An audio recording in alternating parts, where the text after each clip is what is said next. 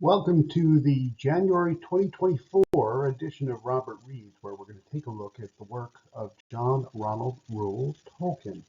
Happy New Year.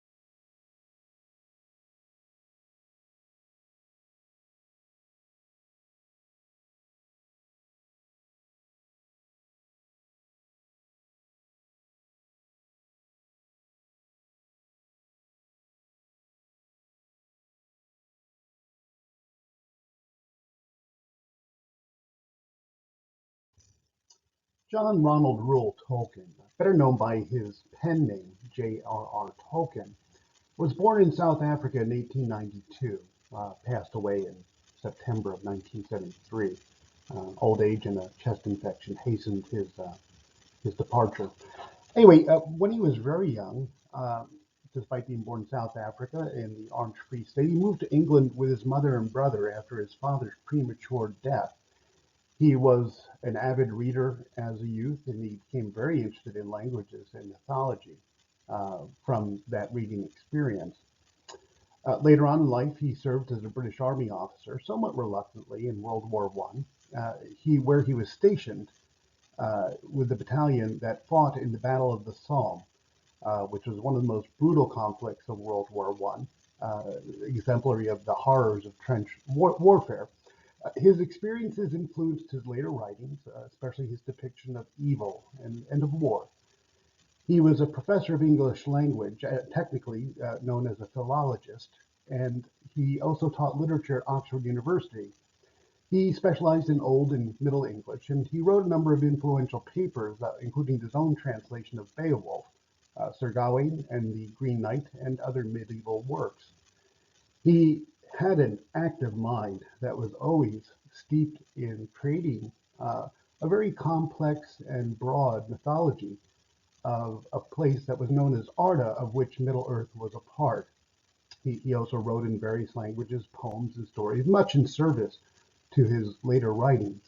And his most famous works, I'm sure you're all familiar with, are The Hobbit and The Lord of the Rings, which are set in this fictional world of Arda and Middle Earth. Um, a lot of his work is actually still unpublished and consisting of stories that have not been finished or were started, and a lot of technical notes, especially regarding languages that he created to support this great mythology. He was notably also a very devout Catholic, and his faith influenced his worldview, and it does indicate that in his writings. When you take a look closely at the characters that he developed, even in those two most popular works, The Hobbit and Lord of the Rings, he does not intrinsically portray them as evil characters. His viewpoint was really that man was a fallen creature and prone to having evil take over. Additionally, he was also a very close friend of C.S. Lewis, who was the author of the Chronicles of Narnia, and, and a member of the literary group at Cambridge known as the Inklings. The poem selected for this month, All Ye Joyful, actually is found in the novel The Hobbit. It's sung by the elves of Rivendell to welcome Bilbo Baggins after he had his adventure with the dwarves and the dragon. It's a bit of an ode. It's actually a song that is sung in the book by the elves. Anyway, it's a very interesting poem. It uses various meter in terms of its structure, but it still has a very symmetric uh, beat to it, and is really something that's very cheerful and festive. All Ye Joyful by J.R.R. Tolkien. Sing all ye joyful, now sing all together. The wind's in the treetop, the wind's in the heather. The stars are in blossom, the moon is in flower, and bright are the windows of night in her tower. Dance all ye joyful, now dance all together. Soft is the grass, and let foot be like a feather. The river is silver, the shadows are fleeting. Merry is Maytime, and merry our meeting. Sigh no more pine till the wind of the morn. Fall moon, dark be the land. Hush, hush, oak, ash, and thorn. Hushed by all water, till dawn is at hand. J.R. Tolkien, All Ye Joyful.